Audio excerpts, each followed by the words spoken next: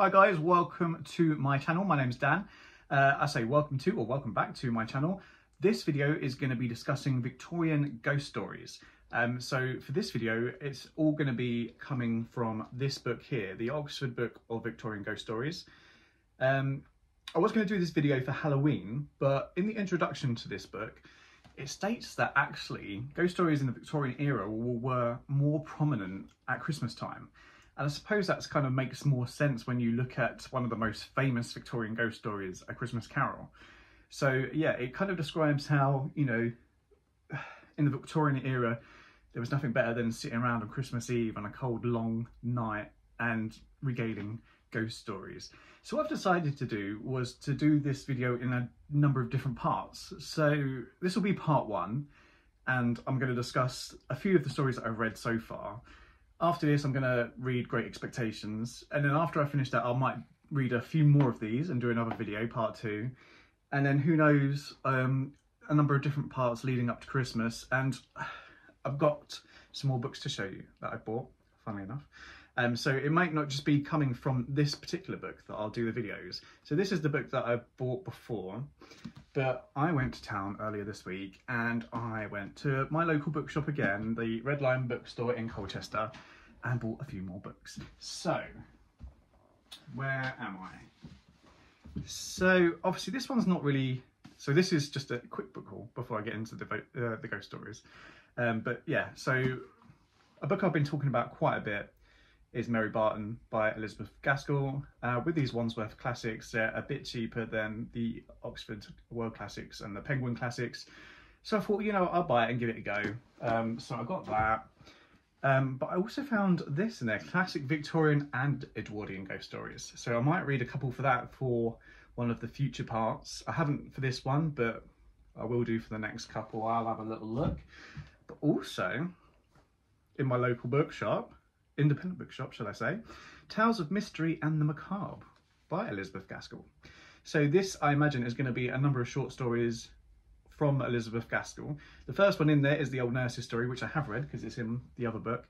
But there's a whole list of other stories in there as well. And, you know, that's a bargain, $3.99. So I might read a couple of that for the next video as well. Also, not from my local bookshop, but I have discussed previously Sheridan Le Fanu. So Sheridan Le Fanu was recommended to me on one of my last videos, and because of that I bought a compilation In the Glass Darkly, I think it is, which has a number of short stories and a couple of novellas, one being Carmilla. But also I've been reading up on them, and I do think it's going to be, well, Sheridan Le Fanu is going to be an author that I'm going to be quite into. I just get this feeling. I don't know, it could be completely false. But I found this online and I decided I should really get it. So yeah, it's the Gothic Tales of Sheridan Le Fanu. And then I did check like what was included and to make sure I didn't double up on what I already have. And it does appear that pretty much all the stories in here are not in the Glass Darkly. So this is a collection of new, for me, stories from him. So I might read one or two from that as well for one of the upcoming parts. But enough of that. Let's get down to the ghost stories I have read and what I think of them. So the first story I read in this book is the Old Nurse's story by Elizabeth Gaskell. So the important thing, or the main thing for me to remember is, as a contemporary audience, we are spoiled. You know, over the last 4, 5, 6 decades, we've had numerous films and TV series depicting ghost stories. So for a contemporary reader reading this, you may feel that the stories inside are not necessarily unique or original. So in my mind, I'm having to set myself as a Victorian reader, someone who hasn't seen films or TV series and who probably hasn't read a lot of ghost stories, to kind of really see how I would feel reading this for the first time, or reading a sort of story like this for the first time. Because you will get to the stage where you think, oh, I've seen this a million times, but that's not the point of the Victorian reader. So, the Old Nurse's story, it is about an old nurse who is telling a story of when she was a young nurse, and she's telling this story to the daughter of the girl that she looked after. Soon after becoming the nurse for this girl, Miss Rosamond, both the parents die in a very short space of time, and another family member, I believe it's the girl's uncle maybe, takes the child and the nurse with him. Now the nurse thinks that they're going to live with him in the same house, but it turns out he's taking them to another property on the land he has, Furnivall Manor, and the old nurse and the child are going to live in this house with an old woman and, well, two old women. One of them is the maid of the old woman, and they've been together since childhood. And also there's a husband and wife who seem like they're the caretakers. And also there's Bessie, who is a kind of another sort of caretaker, cook, clean. Anyway, this is typical kind of ghost story setting, old kind of creaky house. There's a room that's locked up that no one goes in. There's a big creepy organ in the main hall area. So it starts off, things seem to be going okay. You know, the child is enjoying herself. The old women seem to be enjoying the company of the child. And then things start happening like they do in ghost stories. So the nurse starts to hear the organ playing, and she knows it's no one there playing it. And so she asks the husband and wife caretaker, you know, and the old women, and no one's telling her what this is, until finally, I believe it's Bessie, it might not be, but tells her a story of, oh, it's the old lord. So it's the old woman's father, who is obviously no longer of this earth. It's apparently him playing it, and she's like, all right. So curiosity gets the better of her, and she goes to check on this organ, lifts the lid, and sees it's completely smashed up inside. It's unplayable. No one could play this. So obviously that's, well, what the hell is that all about? Anyway, it goes on. I don't want to give too much away, but she goes to church one day, and the weather is awful. It's another winter, cold, long winter night. It starts snowing, but the nurse wants to go to church, so she decides to leave the child in the house under the care of the old women. And when she gets back, the child isn't there. The old women fell asleep. The child went to look for one of the caretakers or whatever, but disappeared. So obviously there's a frantic search for the child. You kind of know, well, I didn't really think about this at the time, but afterwards thought, you know, I was silly because I was like, oh no, what, the child's dead? But I was like, no, the nurse is telling the story to the child of the child, so she can't be. Anyway, they find the child, who was outside in the snow. When they finally wake her up, you know, they bring her in, warm her up in bed. She tells a story that it was a child who led her outside, and she followed the child. And so it all comes to a head when this child reappears. Everyone sees this child. The nurse tries to stop the child coming in and Miss Rosamond going out. And it all comes to a head when it seems like a scene from the past is replayed in front of them. And this is very kind of reminiscent of stone tape theory. If you're not a fan of the paranormal supernatural, you may not know what the stone tape theory is, but it's basically a theory which fans of the paranormal suggest, where some sort of event in life is portrayed onto the surroundings around us. So this didn't really explain that very well. Events so powerful in life. Some people argue it has to be some sort of violent death. Others argue it doesn't have to necessarily be a violent death.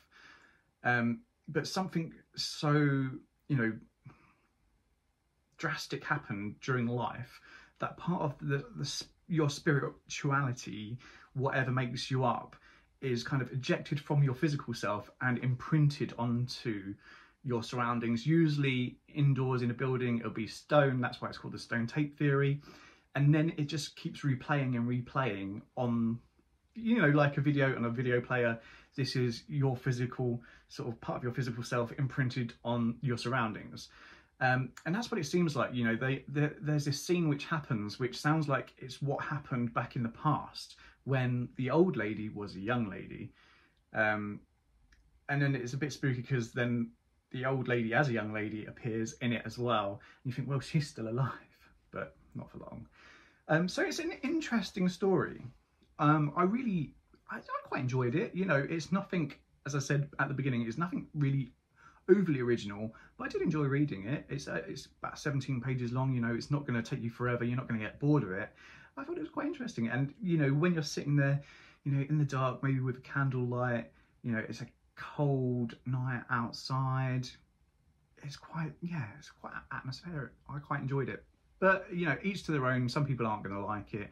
If you don't like short stories, if you don't like ghost stories, if you're not going to appreciate the ghost story, you're probably not going to like it. So, but for me, I quite enjoyed it. So next up, talking about Sheridan Le Fanu, this is another short story of his.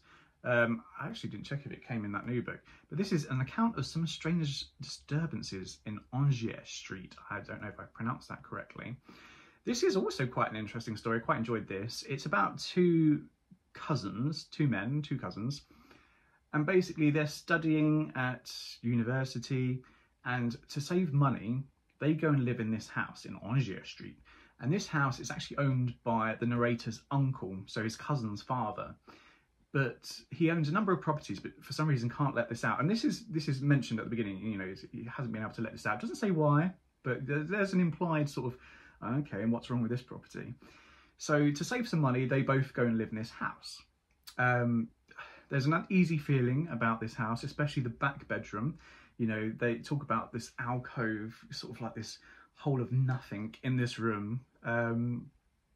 But the narrator stays in the different bedroom. It starts off, there's an instance where this picture of an old man is flung up to the window frame in the front bedroom. And the narrator's kind of like, you know, did I see this? And he's pondering whether to tell his cousin, you know, he doesn't want to look crazy or, you know, like he's lost his marbles. So he doesn't at first, but then, you know, things start happening. He doesn't know his cousin's experiencing something at the same time because his cousin doesn't let on. But all of a sudden the cousin's like, you know what, I've got to go back home to the family home for a few days. I think it's best we look for different lodgings because, you know, this isn't working out for me. Let me know when you found something. I'll be back later. Bye. And so the narrator is in the house on his own for a few nights. And that's when things really start happening. He starts hearing footsteps. And it's freaking him out to the point where he goes out one night with some, like a candlestick or something, and throws it into the darkness, actually hearing smashing. And it turns out he smashes all their china or whatever. But then he finds them in the new lodgings, and the cousin comes back. And that's when the cousin actually reveals that he was experiencing other stuff, probably more severe than what the narrator was. He was seeing this old man in his room, and it got to the stage where the old man had a rope in his hand, almost like beckoning him to come with him out onto the landing and making a noose especially for the cousin. And that's when he was like, no, I ain't having this. So the cousin tells that actually there were times when he wouldn't actually sleep at the house. He would get up when the narrator was sleeping and go and walk outside until it was dawn because he just couldn't stay in that house. And then we find out through the caretaker that there was an old hanging judge, quite ironic given the name, who hanged himself with his caretaker's daughter's skipping rope. It's quite interesting.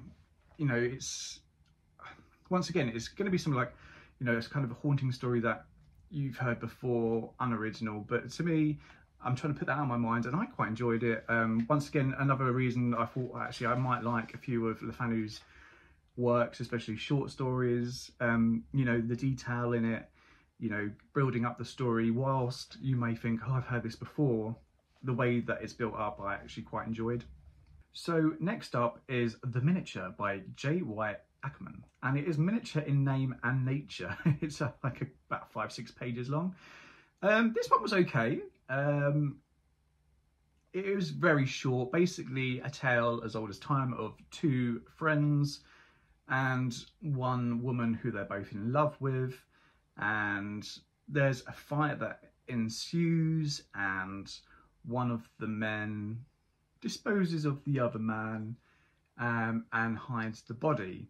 I should have mentioned actually at the beginning, it does state that this story is coming to someone who knew, I can't remember the relation, but knew a person who was had a family member who was a doctor in a mental asylum, and they had loads of sort of personal stuff they had taken from the asylum, like writings, stories, all sorts of things, and you get the impression that a lot of these have come from the inhabitants of the mental asylum.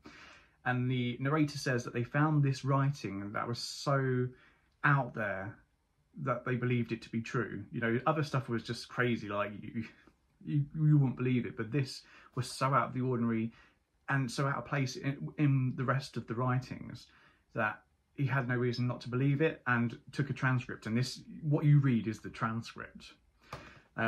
So that after the friend kills his friend, disposes of the body, it's all to do with the miniature around his neck. He shows him this miniature of the girl and says, well, she gave me this, and the other man's like, I don't believe you. And then he takes that and keeps it for himself.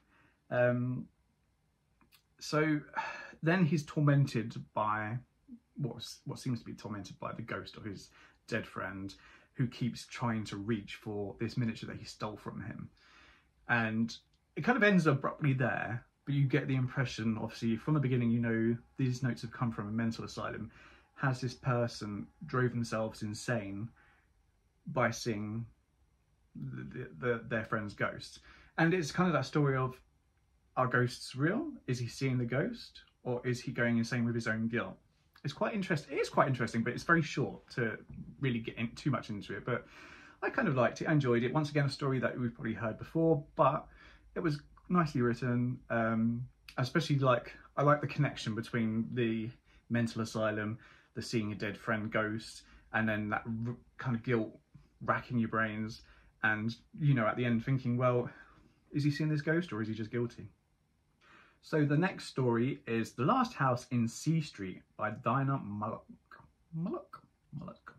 So while talking about this, it's quite interesting to note that in pretty much all the books I've read, so Jane Eyre, The Way We Live Now, the Victorian writers had this sort of thing where they would write usually places, but also some names as well, with the first letter of the word and then just a line for it. And this is what it is here, The Last House in C Street. And when I was looking this up, it did appear that they were trying to the authors were trying to avoid any kind of connection to the real world to kind of save them from being sued, which kind of makes sense, I guess. So I don't know how true that is, but it sounds like a good kind of explanation. So when I read stuff like this, I just kind of put something in that blank, and usually the first thing that comes to mind. So for example, The Last House in Cooper Street, and then that's what I'll just name it, just because C Street to me just sounds a bit weird. Anyway, once again, a sort of story that you've probably heard before. It's all right, actually, fairly enjoyed it. It's about a woman once again regaling her story. So this story comes from the daughter of the woman concerned, and she heard it from her mother. So the story goes that this woman was in love with this gentleman. She didn't actually end up marrying him, and after this event actually never saw him again. But at the time she was courting him, and she went from Bath, where she lived, to London to visit him with her family. Her mother and father came with her, and their lodgings were in C Street, Cooper Street, for me anyway. So they were having such a lovely jolly time, and then the mother kind of, after the first sort of few days, she comes across like she's not well. You know, she's a bit gone and she wants to leave. She's heavily pregnant at this time. She's had a number of children, and she's like, no, I need to go, I want to go. But the young gentleman, he's like, well, you know, I was going to take you to see this play, you really need to see it. How about your daughter stays with me and, you know, you go off, see you later. And the mother's like, well, I need to go, but, you know, the father can stay with the daughter and I'll go on my own. And my husband was a bit uneasy about this, and he didn't feel like that was right, but it turned out that that's what happened anyway. And then the next night at 11 o'clock, the daughter hears this tapping on her window, sort of tapping on the window. And she's like, that's a bit odd. And then the father, she hears in the next room, start crying out you know, uncontrollably. She thinks he's just suffering something medical. I think it's gout they put it down to, like he suffers severe gout. She runs in and he's like, no, I need my wife, I need my wife. Piss off. And anyway, turns out that he thought he saw his wife walk into the room with a baby in her arms, and that's why he freaked. And obviously the next morning was feeling uneasy, and then it turns out that they get a message the next day, after they'd been out and enjoyed themselves, that the mother had passed away during childbirth at 11 p.m, at the time when the tapping, at the time when he saw the apparition. Interesting turn on the events, because the woman, he sees a woman with a baby, and they say, oh, you know, did the baby die too then? And it turns out it didn't, but at the beginning they thought it had, you know, but it revived afterwards. So next on the list is probably the most inventive story out of the ones I've read so far, and it's no surprise that it comes from Charles Dickens. So the title in the book is To Be Taken with a Grain of Salt, but I do believe that this was later renamed to The Trial for Murder, and funnily enough it's about trial for murder. So without giving too much away, it's the narrator you've got who looks out his window one day. He's reading his paper, and it's detailing a murder which has taken place, and then as he's reading it he gets this sort of flashback almost, or some sort of, it's described as a picture on the river running through his mind of this bedroom where this murder took place. Although he doesn't see the body, he's been in that room where this murder took place. So he goes to the window, he looks out, and then he sees these two men walking along outside, quite a distance from each other. He sees one walking in front and the other walking behind. Doesn't think too much of it. He gets called for jury service in the end, and it turns out he's called for jury service for this murder. And when he sees the defendant, he instantly recognises the person as the first man walking along the street.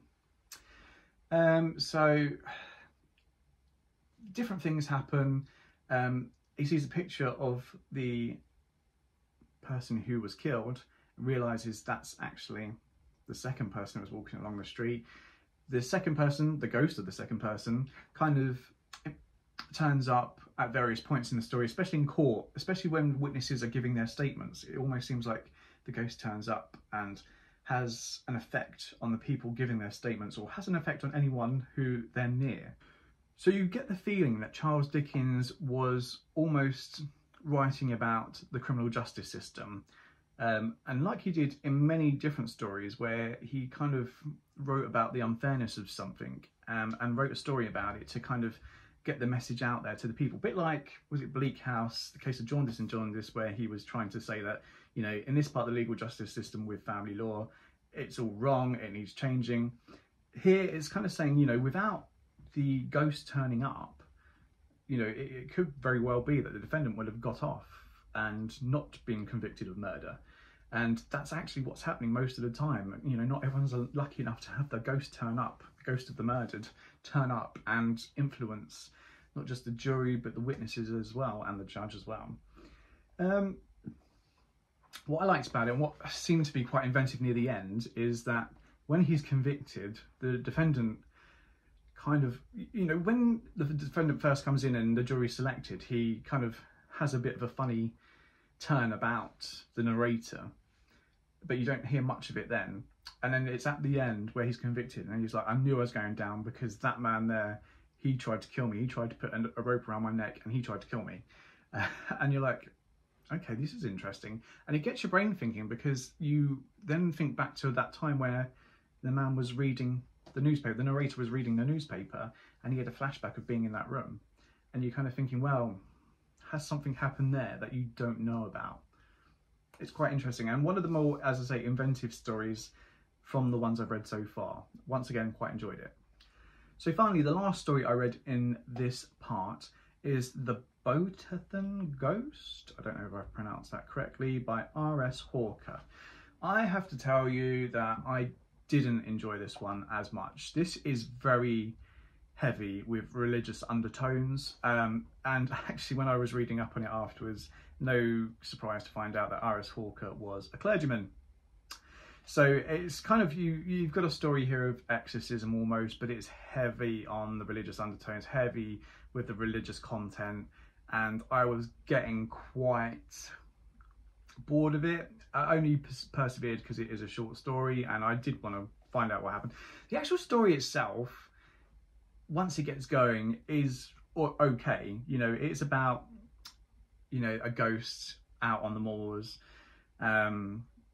You know, this boy's seeing this ghost and he knows it's a ghost because he knows it's of a girl who died 3 years previous.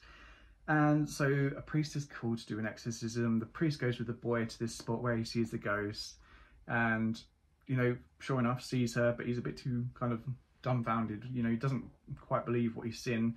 So he goes back to get some sort of religious rites to perform an exorcism, which they had to do or something like that. And then goes back and kind of speaks to this ghost and is like, you know, you need to leave. Why are you here? And apparently the ghost is like, well, you know, I'm here to give messages to people, you know, of your future, you know, what's going to happen. But, you know, we only really do this to the innocent. We give the messages to the innocent, the ones that can really see us and interact with us. And that's why she chose the little boy. And she kind of said, you know, she's telling the priest the story. There's an oncoming pestilence. There's something's going to happen. You know, be aware. And then it's quite, this is the bit that I found interesting in the story. It says, you know, 6 months later, the Black Death was taking over the country. So this obviously written in the Victorian era, but set a few hundred years before in the 1600s. So it says, yeah, 6 months after this exorcism where the girl's given this warning, the Black Death takes over. And it's almost, you've got, you know, the spirits, especially when you think of it from a religious standpoint, the spirits of those that passed giving messages, warnings about what is to happen. And it's very much like, well, isn't that what Jesus did? He came back from the dead, you know, kind of warned humanity that, you know, carry on being a certain way, then you're going to be in for it. And likewise here, she's given a warning, no kind of notice is taken, and then loads of people kind of die from the Black Death. Once again, it was the last couple of pages that I actually enjoyed this. The beginning, the build up to it is a bit dry, but, you know, still, that's what it is. So they're the 6 stories that I've read so far. Next, I'm going to be reading Great Expectations. So part 2 of this ghost story sort of selection will be after that. But I'm going to try and do a number of them before Christmas because it'd be quite nice to read a few of them, you know, a few ghost stories before Christmas. And also I've got Charles Dickens' Christmas Carol and other Christmas stories, so I'm going to read 1 or 2 of those as well. I did Christmas Carol earlier this year, but after Christmas, so it'd be nice to do it actually before Christmas when all the decorations are up and everything. So they're my future plans, but that's what I thought of those stories. If you like short stories and you like sort of the Gothic ghost story, go for it. So far, what I've read, it's quite interesting. There's a whole load more there, and as I say, I've got some other books there as well now. So I'm going to be giving some of those a go. Thank you for watching. Hope you enjoyed. If you've got any suggestions of other sort of short ghost stories or any other short Gothic stories that I might enjoy, please leave them in the comments. If you've read these stories, let me know what you think of them. But until next time, and Great Expectations, I'll see you then.